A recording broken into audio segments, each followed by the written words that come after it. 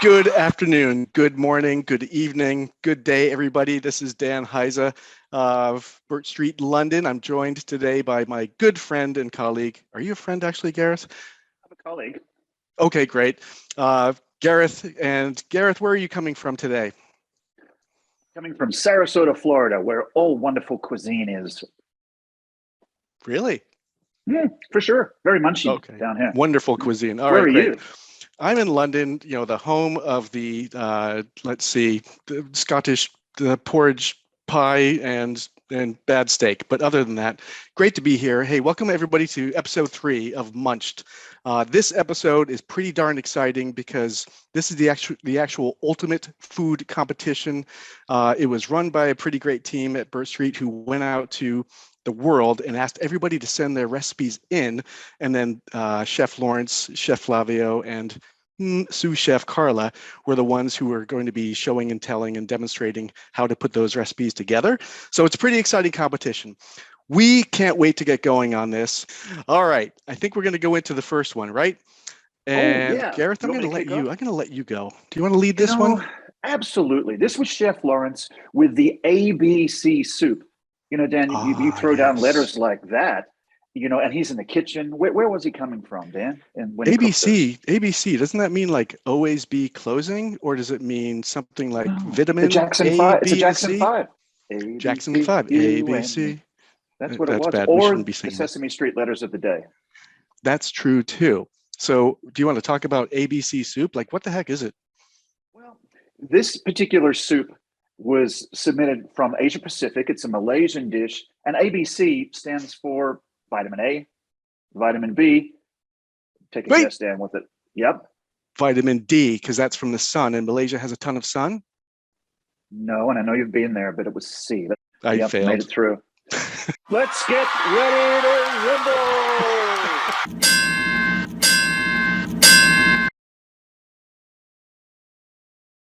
Welcome to another episode of Munched, and I am very excited to be preparing for you in this segment a recipe by Shui Lee, ABC soup.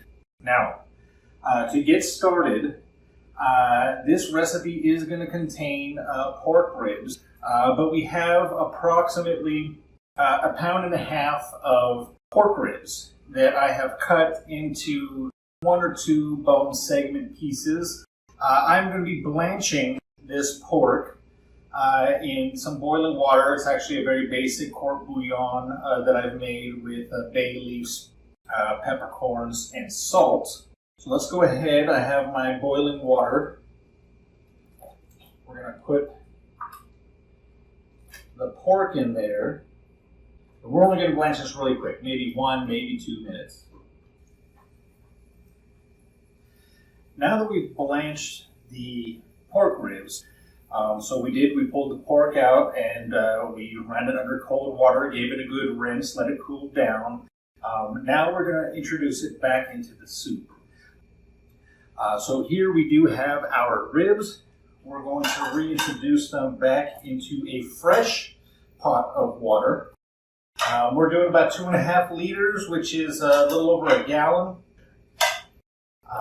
I'm just going to do it on low heat. Once I get this up to temp, I'm going to turn down the flame. We're going to put it on low. And then, at this point, all we really need to do is add the vegetables and then work on our garnish. So let's take a look at the vegetables. So ABC soup is primarily a pork, corn, and potato or tomato soup. Now we're ready to move on to the vegetables. With that, we have fresh corn on the cob that we've cut into thirds. We also have onions. You're going to have about 3 onions.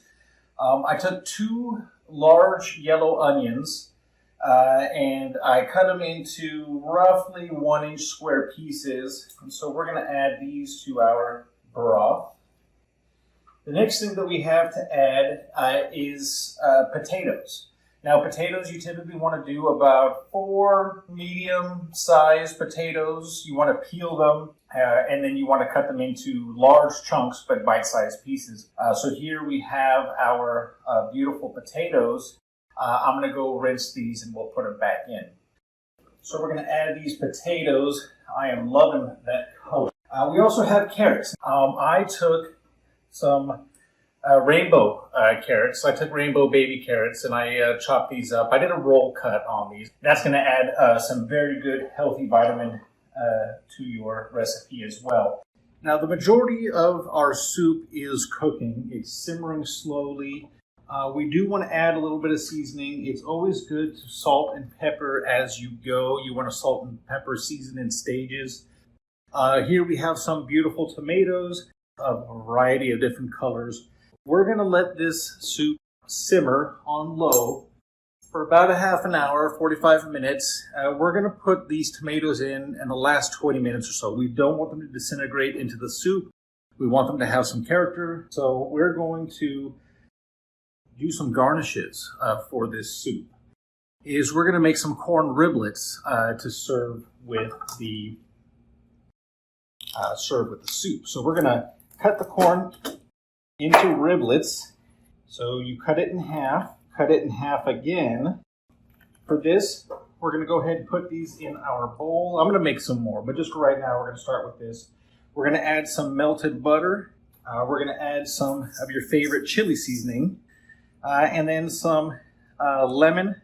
So we're going to toss these. Then we're going to lay them out on our sheet pan here and roast them in the oven. We've got a 350-degree oven. We're going to roast them for probably about 20 minutes or so until they look nice and starting to get brown. My favorite quote from Chef when he was cooking this was, "I don't follow directions so closely or else I'd be a baker." I'm not sure if that instills confidence. Well, we've just released Top Gun out here, and he might be no Tom Cruise, but one thing's for sure, he's a little bit of a maverick in the kitchen, you could say, for sure. No jokes. No, I mean, that was a bad joke, but I'll say no jokes. It was a bad joke from a good colleague. All right, I thought indeed. he had good commentary. What did you think about it? I looked at the ingredients in the soup, and I said to myself, I said there to myself, I said, hey there, Dan. Like, if this is a soup that you want to take, then I should probably take some of this because it looks pretty darn healthy. Do you know what I mean? Absolutely, man. And it had a colorful finish, and it looked good enough to eat. I would say it did look good enough to eat, and that's down to both the recipe itself and the history of it from Malaysia. And of course, we have to give credit to Chef Lawrence because he did a darn good job with it. So here we have the ABC soup finished and completed. Now the garnishes are completely optional.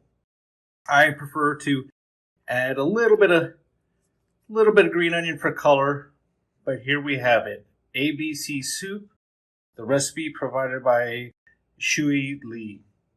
Thank you. We called ABC, and it was a pretty good fight in the ring there. That's number one. Number two is Chef Flavio, the Mezcal Maestro. Now, he cooked a dish that I'm going to butcher in presentation, Mille Letete.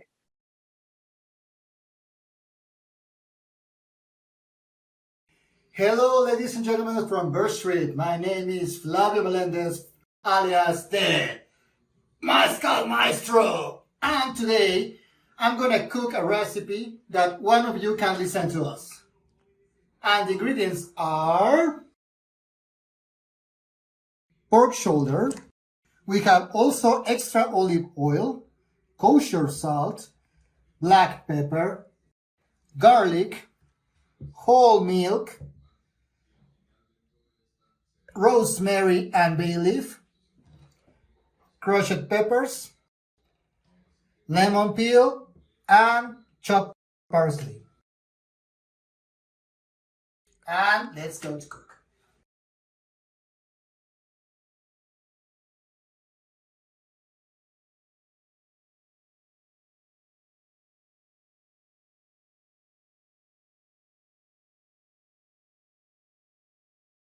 But I'm always distracted by his outfit.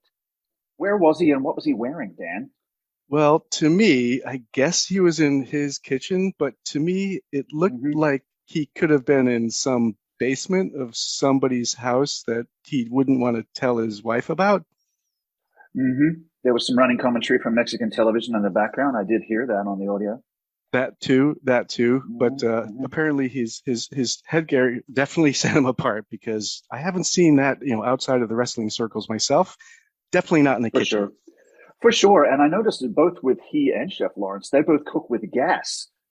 Incidentally, and our third chef chose to go a different route than that. But yes, he brought on the pork shoulder, and it was, of course, accented by his light gray chef's jacket with the right arm tattoo. I thought was quite the accent. Was that a real tattoo or a fake tattoo? It could be a fake one, but he might have drawn it himself with a Sharpie. That black pen. It's sometimes hard to get out, but I wasn't sure True. if he shaved his arm either. But it looked good. It looked good. Ferocious. Oh, yeah, I was intimidated already by the luchador, the tattoo, and the chef's jacket. But what thing I like about Flavio is he really presents his ingredients at the top. He gets a high level set. I agree. And they were all in line as well, like quite orderly. They were. And I also wonder after the fact, like who did the dishes? Did he do the dishes? Did he set that up first or not?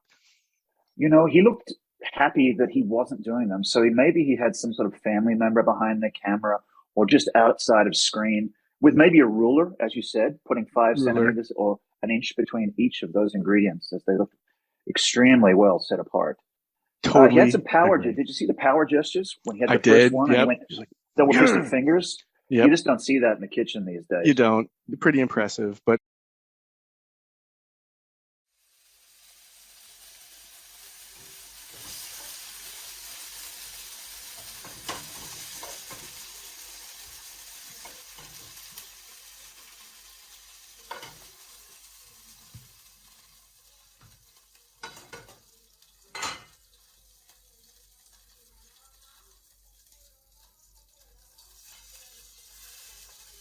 Déglacé.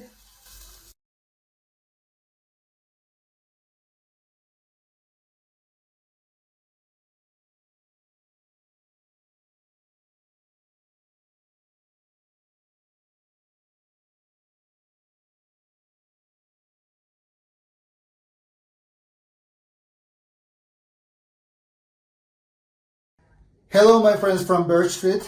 I'm just finished cooking and I'm going to show you how the dish looks.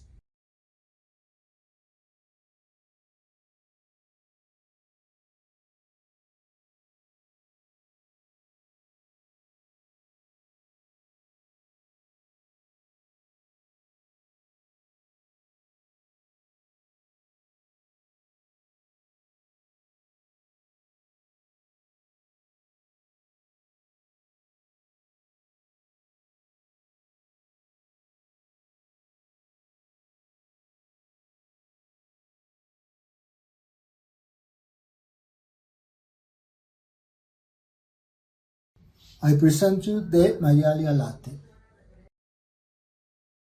Thank you. about like the actual end product because to me that also looked very well presented. I think it was pretty. It looked good. I could almost smell it. But what do you think? I totally agree. He introduces a lot of color. I thought there could have been a little more commentary during his cooking. I heard a lot of contribution from the gas grill. Maybe he's focusing. I don't know. But he was. And I like the big finish. I present to you, Mililete. I'm not sure how it was pronounced, but I couldn't stop looking at his eyes. His eyes were just drew me in. Yeah, they did the exact opposite to me, but that's okay. Did they? To each his own there. To each his own. Well, then what happened, Dan? Who we got next? Well, I guess at that point, so let's talk about Chef Carla or Sue Jesus Jaffa.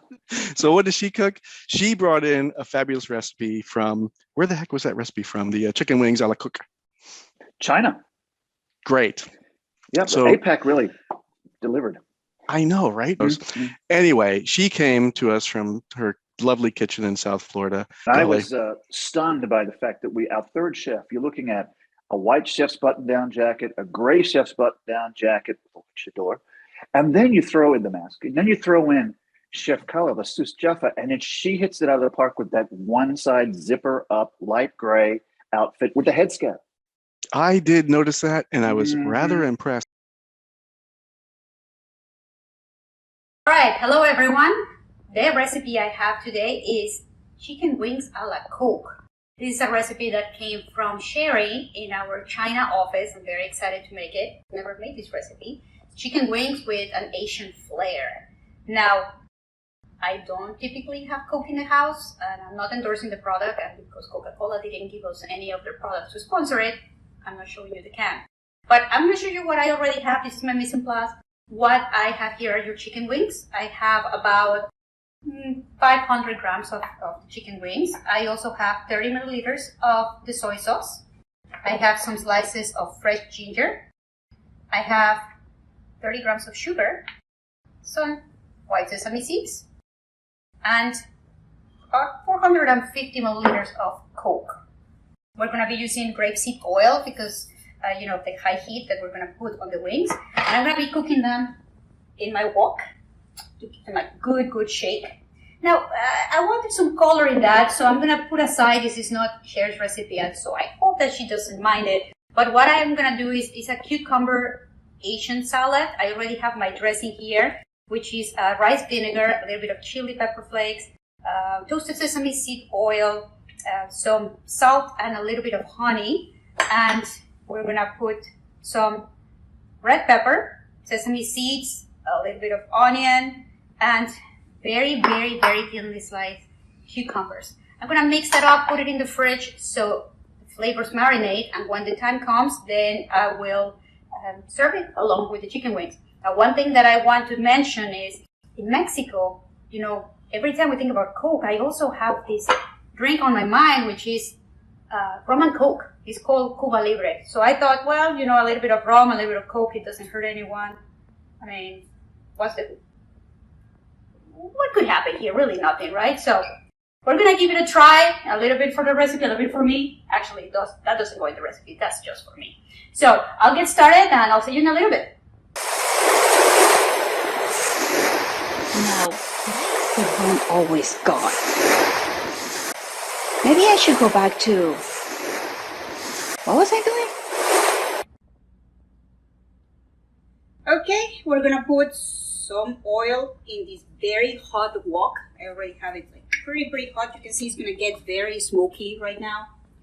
And as it gets smoky, we're going to grab our chicken wings. Just make sure that we swirl it around a little bit. Okay, now that we're good, we're going to put the chicken wings. The chicken wings, I already blanch just to remove some of the blood because otherwise they get crispy on the outside but they're not cooked on the inside. And I also cut the joint. So here we go.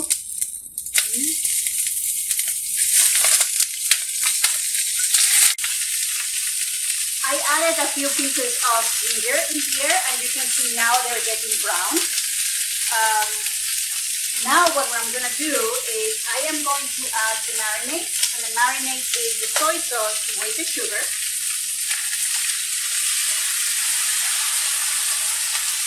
This is going to give it a nice bright color, and I always have a handy spoon over here.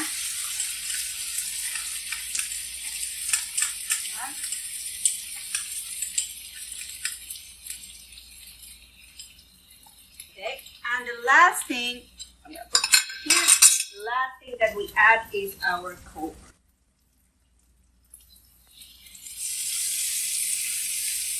It's going to get bubbly. We're going to give it a few minutes. We're not going to add any rum because, as you can see, I already used it all. We're going to let this bubble. Then we're going to lower the heat. We're going to cover it. We're going to let the sauce reduce a bit. It's going to give it that nice caramel color. And once it reduces, all it takes is give it a good look and they will be ready to go. So stand by. Ready to go. All right, as you can see, now it has really reduced. They're turning very nice caramel color. And my producer just gave me a note and he said, well, you mentioned 450 milliliters of Coke. I said, yes, that was a mistake. It's actually 250. So if you put 450, they're going to be swimming for hours. And we want them to get nice and caramel. So I'm going to let them just finish off here. I'm about to turn it off. We have now the caramel color we needed. And I'm going to plate them. And you'll see the final result. So be right back. And here we go. Now they have this beautiful caramel color to them. I garnish them with some sesame seed as well as some scallions.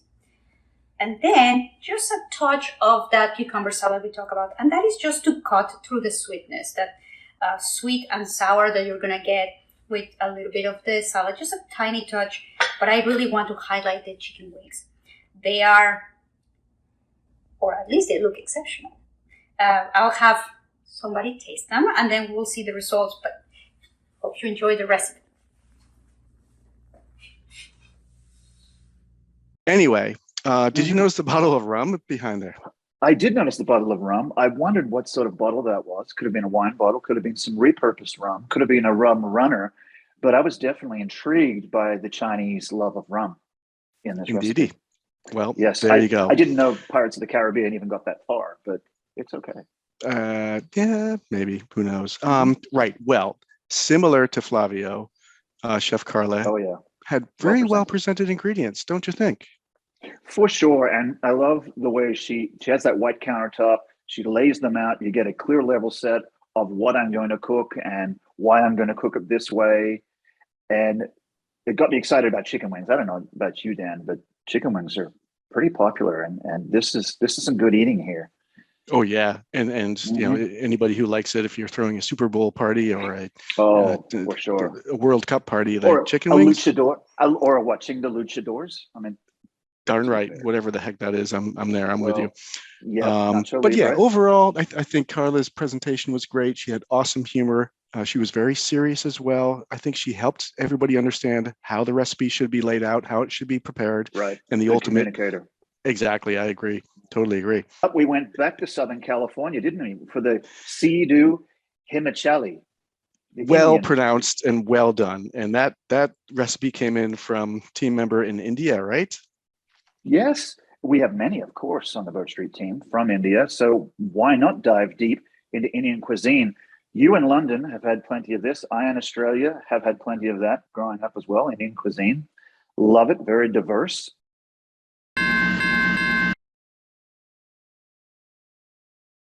Now we're going to do some blatant pandering with my sous chef, Luke Madsen.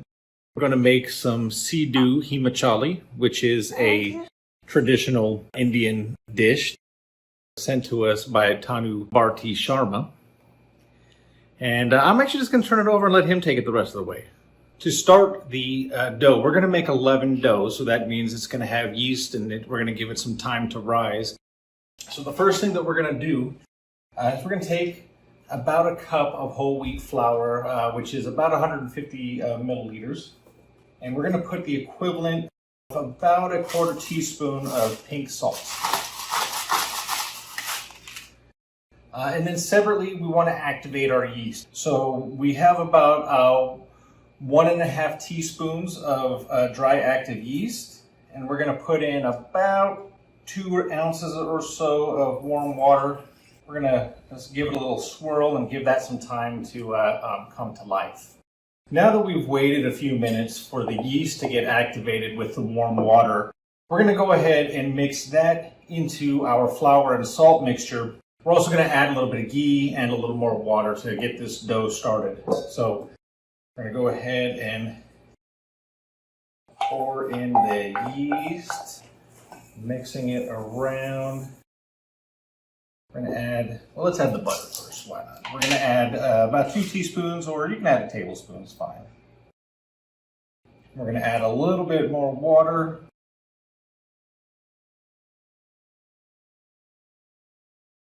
We get that yeast well mixed. we're going to let this rest and rise a little bit. So you want to take a damp kitchen cloth. We're going to put it over. And then we're going to put this in a cool place and let this rise for about 20 minutes or so, and we'll come check on it then.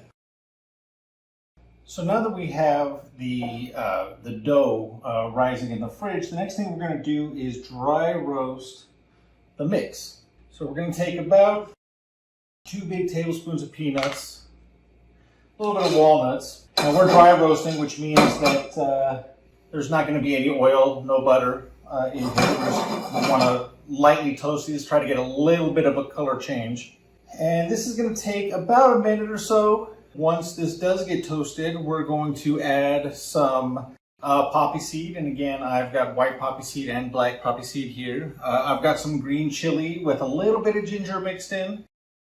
We have some chaat masala and a little bit of red chili powder. Okay, we're starting to see some color on these nuts.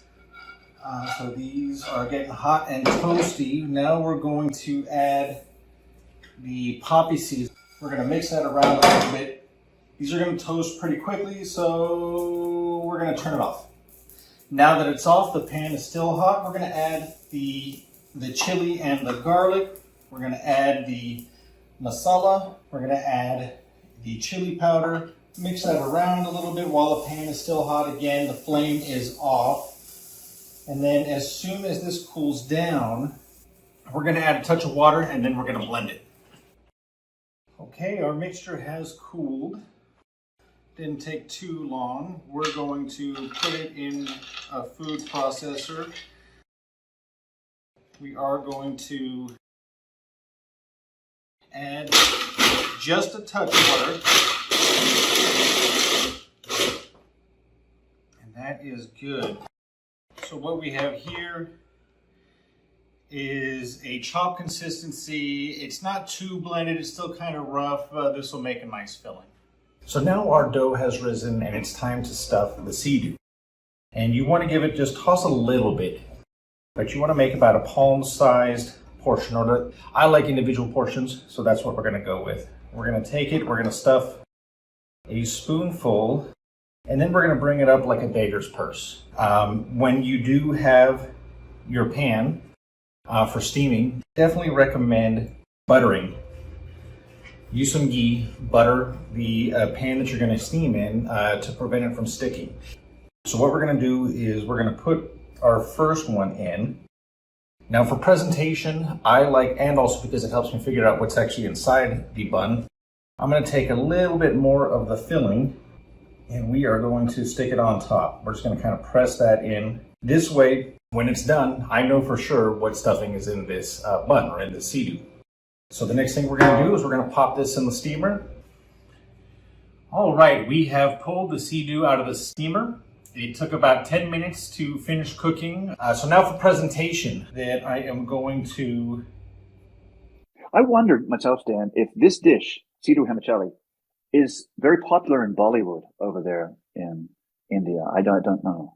Well, we could either call BirchStreet support and find out, or Google it, whatever way you want to do it. Here we have the final presentation of the sea-doo himachali. I can definitely see why this is a popular dish. Thank you for watching. Well, what do you think? Wrapping up this dish from Chef Lawrence, what were your parting thoughts? You know, I think he did a great job. Better in explanation of the ingredients. I think the overall look was clean, very artistic. It was extremely colorful. But, you know, when you start bringing in an assistant chef, I know, probably somewhere in the range of 6 months old, you're really, but the point is, I thought he was well dressed. For a baby, you just don't see that sort of outfit. Right, but did you see his knife skills? At 6 months old, it's pretty damn good. For sure. And that green scarf he was wearing with that, you know, baby, it wasn't a onesie. They threw me off there with that white chef shirt as well. And then he took him away. The chef just took him away. I was expecting to see a little cameo throughout. Dishes. But wow, was that captivating. I think dishes. Maybe he's doing dishes. He could be doing dishes, or he could be counting the fruit. Did you see the fruit in the background? Bananas, melons, pineapple, all behind chef.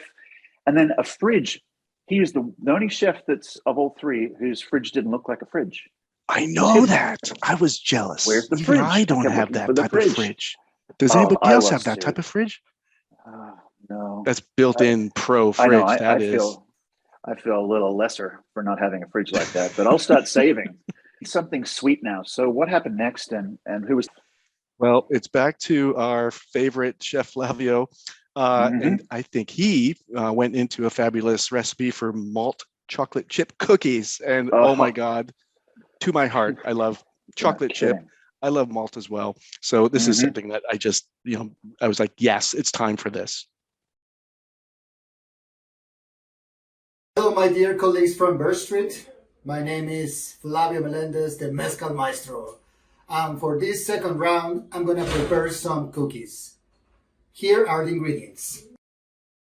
We have butter. We're going to use butter, baking soda, flour, salt, chocolate, white chocolate, vanilla, eggs, sugar, baking powder, oatmeal, and ¿cómo se llaman estas cookies?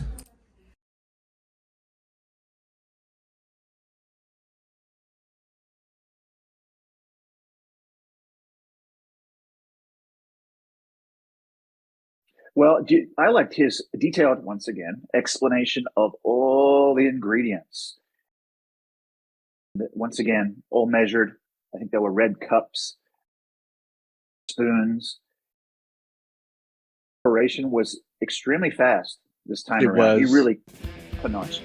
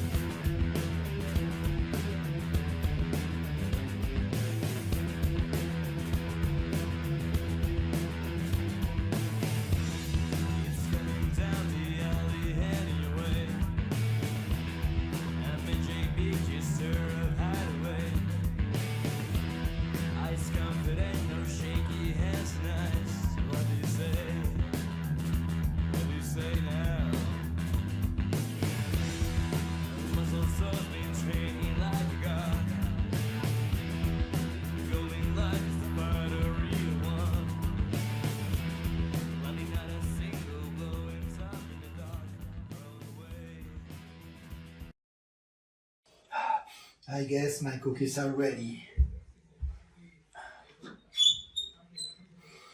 Smells delicious.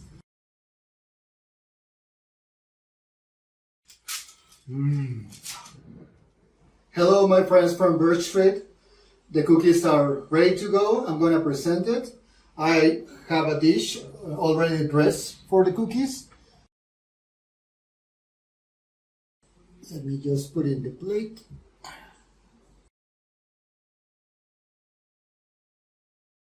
Okay. Here we have the Munched chocolate chip cookies. Please enjoy and don't forget to vote. Thank you very much. colorful Latin flair to it, didn't it? Of course, it did. He does bring that flair in there. Oh, I threw my back out just doing that. Stretch. It's okay, but that flair is always there. Mm-hmm. Colorful presentation. And what do you think of the finish this time around? Don't forget to vote. That was my favorite line. I thought of American Idol. You know, signing off, luchador, don't forget to vote. And I didn't know, is there a number he was going to give us? You know, what the area code is to get into Mexico. But anyway, I was impressed. He always brings some heat with that luchador flair. But who came next, Dan? The chicken or the egg? I think next and hopefully last. Is that right? I shouldn't say hopefully everybody, but I think we're back to the great sous chef Carla, or as she calls herself, Chef Carla. Mm-hmm. And this was another great dessert. What, a panna cotta with a twist? How do you say that in Spanish, Gareth? How do you say with a twist in Spanish? How do you say it in French? Australian. How do you say it in Australian? Panna cotta with a twist. What did the Sous Jaffa serve up to us this time? Well, it was a panna cotta with a twist. The twist was, I think it was a Mexican recipe with lavender, chocolate, and strawberry in there. Beautiful. But the lavender kind of threw me sideways, right? It's like, is it Well, edible? it could be. It's in deodorant, it's in candles, and now it's in edible dishes. What'll And come so next, you know? what she did promote, it could be sage, it could be thyme, Parsley, rosemary. Oh, she's a lovely lady. parsley, And sage, rosemary. And we yep. could come up with a song about that one, I think. What's in the garden and sings all day? Parsley. What did you say? What's in the garden and sings all day? Elvis Parsley. Anyway, that's a food joke. That's not good. Hello, and today we also have dessert. And dessert, the recipe comes from Daniel Estrada. He is from our knowledge management team in Mexico. His recipe is a panna cotta. It has a twist. The panna cotta has a lavender layer, meaning that the panna cotta, your traditional recipe, is infused with lavender, and then it's going to have a chocolate layer. And lastly, it's going to have this beautiful strawberry, sort of like a jello layer on top.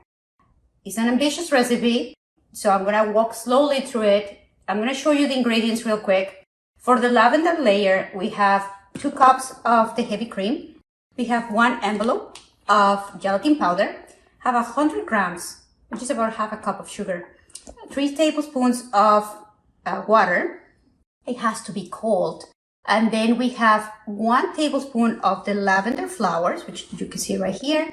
And we also have 1 teaspoon of vanilla. When it comes to baking, it's very important that you measure ingredients. So you will see I have my handy scale over here. If you don't have it, you can go just by measurement, but I do recommend that if you like or use one of your favorite hobbies, you do invest in a scale. It can be digital or it can be manual, but it helps a lot. The other advice I'll have for you is for the lavender, make sure that it is actually lavender that is ready for consumption. I know most of you can see the flowers, but you never know if they have pesticides. So I buy the lavender that is specific for you to bake. So that will be my recommendation. Now, what goes on the chocolate layer, and I'm going to do this in stages, is a labor of love because you'll have to set it, and then after it sets, then you will add the next layer, and I'll show you how. But for the chocolate layer, also 2 cups of heavy cream, 1 envelope of the gelatin powder, 100 grams of sugar. We'll have 3 tablespoons of cold water, and then we'll have 2 tablespoons of the unsweetened cocoa powder. And lastly, for that strawberry jello layer, we're going to have 1 cup of the strawberries, 1 cup of water, 1 tablespoon of gelatin powder. This time it's just 1 tablespoon, and 2 tablespoons of honey. Now, you're probably wondering, why do I have so many towels here? It's not that I'm working now rolling towels. I had to learn how to do it because I work in hotels, but never in the rooms division. So I have some towels rolled here because for the presentation, and you don't have to do this, for the presentation, I'm going to do this at an angle, which means that I'm going to use these beautiful martini glasses to serve it, and I'm going to have them at an angle. That means that when I put it in, we're going to create a V, and it's going to set first our lavender layer, then we're going to add our chocolate layer, and then in the middle, we'll add our strawberry layer. It's ambitious. You don't have to do it that way. I'll show you the 2 ways. I'm going to do 3 like this, and then 3 where it will just be standing. You can just fill it out the same way. You don't need to overcomplicate yourself. What equipment do you need? Well, you need a sieve. I also like to put a cheesecloth in there because when we infuse the lavender, we don't want to get any of that lavender powder. It will get weird. We also have our trusted pot, and then we have a whisk. We want to make sure that there are no lumps in the mixture, and of course the martini glasses, because that's how I like to serve it. You can also make it rather big, and you don't have to do individual portions. So without further ado, I'm gonna get started. Let's go.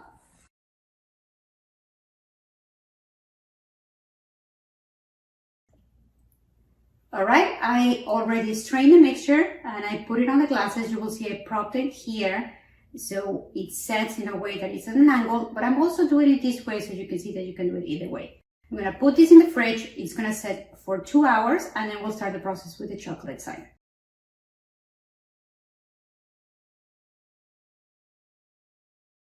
Okay, now that the lavender side has set, I have now created the chocolate one. This chocolate layer is going to sit on top. Same process that you basically did with the vanilla, except this one was just the sugar with the cocoa powder, the heavy cream, and then the gelatin. I strained that because you want a very smooth texture. I'm gonna put it in the fridge again. It's gonna sit for another 2 hours, and then we'll have our final step. And fine ingredients. This is I mean, also fine ingredients. Oh, they Fine. were. That makes it sound that degrades it. I thought they were awesome ingredients. They were. Now that we have put the strawberry gelatin on top of it, we put it at an angle. We put it over the chocolate for this one, and then on this one we put it on top of the lavender, and you see it's at an angle. So what I'll do now, I'm gonna put it in the fridge. It's gonna set for about an hour or so, and then we'll finish the dish. Be right back. And here is the final dish. We have our beautiful layer of lavender, our layer of strawberry, our layer of chocolate, and I did some sugar work on top. It's just to give it a little pump. They look delicious. I'm about to try them. And again, they just make for a very beautiful presentation. You can make it also with blueberry if you wanted to make same recipe, just substitute the strawberries with the blueberries. You can even do blackberries. You can play around, make it pretty. I like the sugar work because it really makes it pop. You can see here, it's super easy to do. And well, I hope you enjoyed the recipe, and I'll see you on the next show.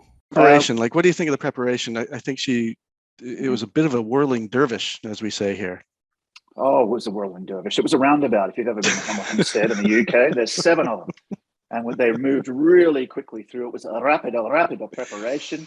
And the video moved pretty quickly. And that really got my heart pumping personally, Dan. Blown away with the cocktail or martini glass presentation. And actually, it's Friday night right now, and I might be heading to a martini pretty soon. It's 5 o'clock somewhere. Thank Christ. Mm-hmm. Well, it was solid presentation, Dan, and the coloring, the way she explained the layers really hooked me in as well, with a little sugar glaze on the top. So it left me really wanting that dish. Fantastic. I think that was a great competition. I think we're going to leave it at that for now.